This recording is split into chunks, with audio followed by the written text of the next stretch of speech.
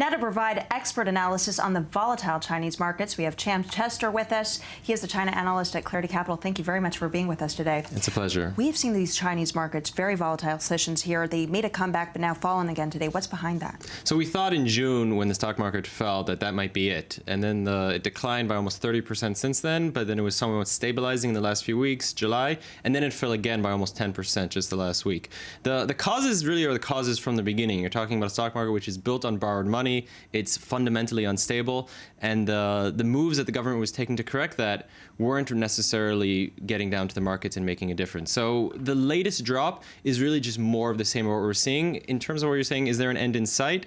There's debate amongst analysts, among observers. The trend, I think you could sort of see, is that it's going to get worse before it gets better. There's a chance that in 2 months' time, with larger economic numbers in China going down, the stock market in China is also probably going to drop by another 15%. Well, you mentioned the government's aggressive efforts now to stimulate the market, but is that perhaps a hindrance?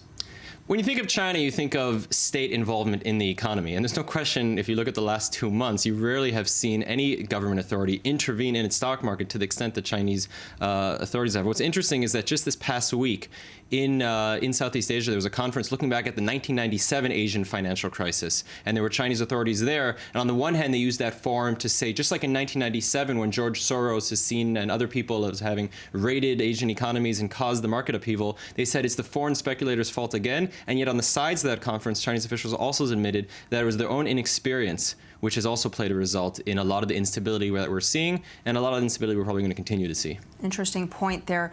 Lastly, where do you expect this market, or how do you expect it to impact the global economy moving forward in the short and long term? So that's going to fundamentally be our concern. Outside of China, how does it affect us? On the one hand, very little. Why? Because Chinese rules limit foreign investors to less than 1%. So there's very little foreign money really involved. On the other hand, it's China. It's a tremendous part of the world economy. I'll just give you one example and see if we have time for more. Chinese consumers. Chinese consumers around the world are responsible for a huge percentage of tourism money, of luxury goods, of investing in real estate and others. If the Chinese consumer market is reduced as a result of the stock market crash, which is directly affecting Chinese consumers who own 80% of the stock market there, the impact on the goods that they purchase will be felt by people around the world. And what was that other example that you wanted to bring forth? Well, the other example is that the Chinese government has been staking a lot of its authority on opening up the financial system, which would bring in tremendous leverage to the Chinese authorities and the country as a whole in the coming decades. Xi Jinping, the president of China, it's been a major centerpiece of his policy.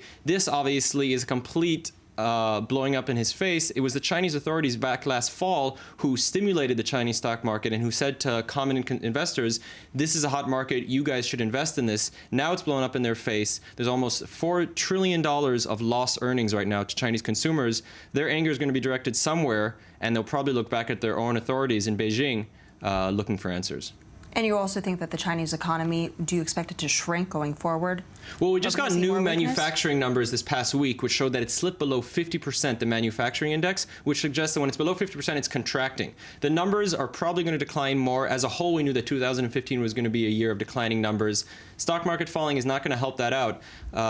We should be expecting in the next quarter more cautionary numbers from the Chinese economy. And should people all over the world, especially market watchers in the U.S., be worried now about the global economy because of China and these ratings that we're seeing there? So another example to what I said before about the consumer market, housing. Housing markets around the world, one thing that's been getting a lot of attention in New York is Chinese money flooding the area and investing in the New York real estate. Much of that money is coming from wealthy Chinese who have now been directly affected by the stock market crash.